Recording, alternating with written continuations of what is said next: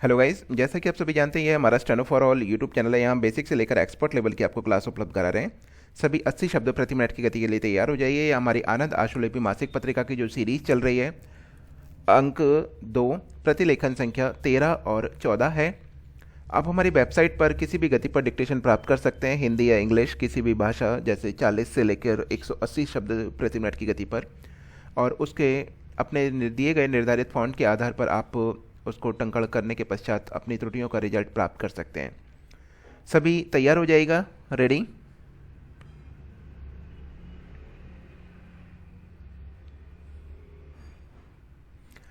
उपसभा अध्यक्ष महोदय, केंद्रीय सरकार भी तमाम तथ्यों से आंख चुराकर संसद में हो रही बहस से आंखें चुराकर बैठी रहना चाहती है। तो उपसभा अध्यक्ष जी, मानवता हमें कभी माफ़ नहीं करेगी। इसलिए मैं चाहती हूँ कि आज हमारे इस सदन में, और मैं मंत्री महोदय से भी अपील करूँगी कि चाहे किसी भी राजनीतिक विचारों से हमसे संबद्ध क्यों ना हों, लेकिन जहाँ मानवता का सवाल आता है, इंसानियत का सवाल आता है, वहाँ मानवता और इंसानियत के पक्ष में मैं यह चाहूँगी कि मेरे संकल्प को वे स्वीकार करें। जब तक आदिवासी जुमिया परिवारों को जूस की अगली फसल नहीं मिलती, तब तक सस्ती दरों पर इन आदिवासी बाहुल क्षेत्रों में रहने वाले आदिवासियों को दोगुना राशन दिया जाए। जवाहर रोजगार योजना तथा अन्य इसी प्रकार की सरकारी योजनाओं के जरिए उन्हें रोजगार प्रदान किया जाए।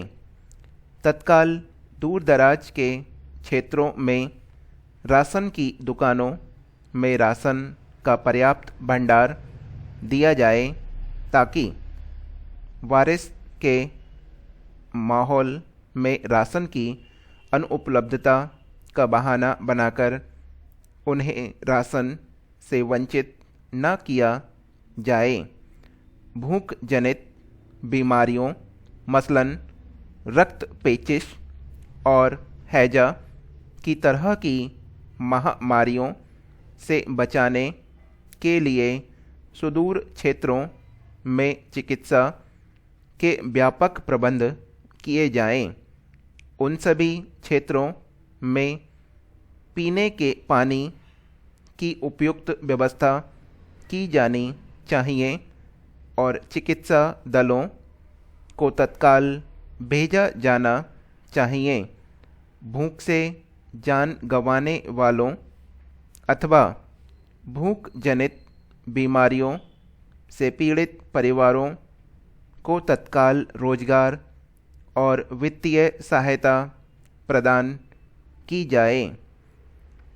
अपने तमाम राजनीतिक मतभेदों के बावजूद उपसभा अध्यक्ष जी, मैं चाहूँगी कि इस सदन और विपक्ष के लोग ही नहीं, बल्कि सरकारी पक्ष के लोग भी इस संकल्प को अनदेखा ना करें, क्योंकि जब जुल्म और अत्याचार हद से ज़्यादा बढ़ जाते हैं तो वह फिर विस्फोट के रूप में फट पड़ता है।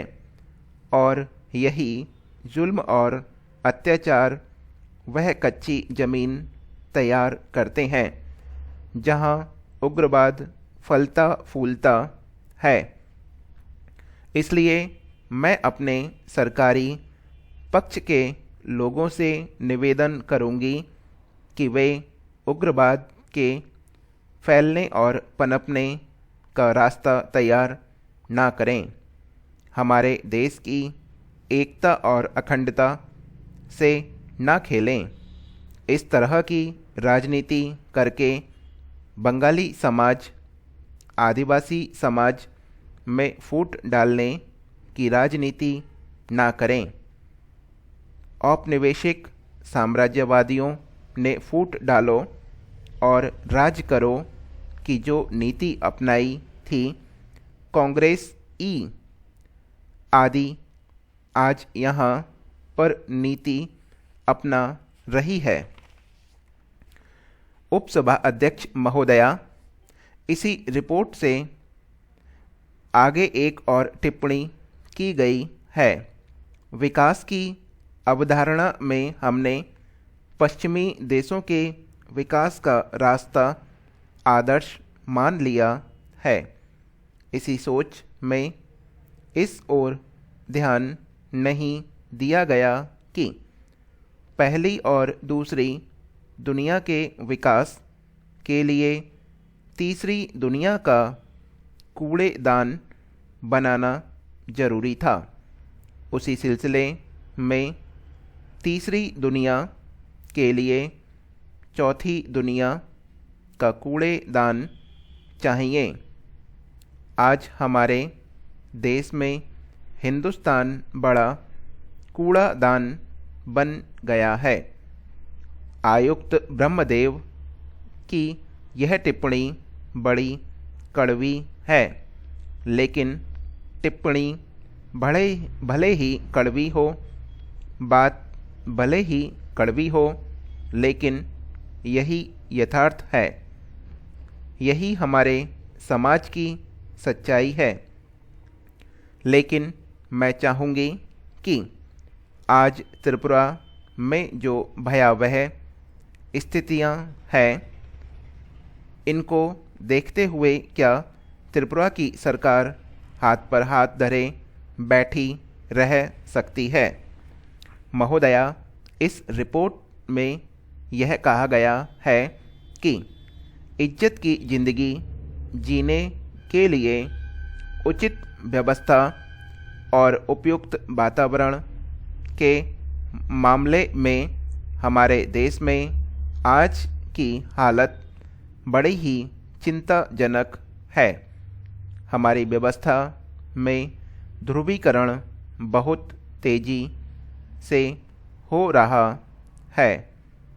एक ओर आधुनिक संगठित क्षेत्र में निश्चिंतता का वातावरण है, तो दूसरी ओर परंपरागत असंगठित क्षेत्र में साधारण आदमी के लिए सवाल है 2 जून की रोटी का। इस क्षेत्र में भी जो साधन संपन्न और समझदार हैं, वे यही चाहते हैं कि किसी तरह आधुनिक क्षेत्र में पहुंच जाएं। इस क्षेत्र में पूरी स्थिति छीना झपटी की है। साधारण लोगों के पास जो कुछ भी बचा है, वह भी कानून, ताकत और पैसे के बल पर छीनता चला जा रहा है। यदि इधर छीनता चला जा रहा है, तो वह उधर जमा होता चला जा रहा है। इस तरह से हमारे देश में दोहरी ही नहीं, तिहरी व्यवस्था कायम होती जा रही है। अधिकतर जाति और जनजाति के लोग इसी हिंदुस्तान की आखिरी मंजिल में शामिल हैं। उपसभा अध्यक्ष महोदया, मैं यह कहना चाहूँगी कि आज यह सच है कि देश के अनेक भागों में अकाल और अभाव के समाचार आ रहे हैं, लेकिन जैसा मैंने पहले ही कहा कि त्रिपुरा की स्थिति अलग है और त्रिपुरा की स्थिति की भयावहता हम अपने देश के समग्र आदिवासियों की स्थिति के संदर्भ में देखें। महोदया, आदिवासी अनुसूचित जाति और जनजाति आयुक्त की रिपोर्ट उचित का मैं यहाँ पर हवाला देना चाहूँगी। यह हमारी डिक्टेशन समाप्त हो गई है। जो भी करना चाहते हैं गूगल मीट का लिंक दिया गया है, जुड़कर पढ़ सकते हैं।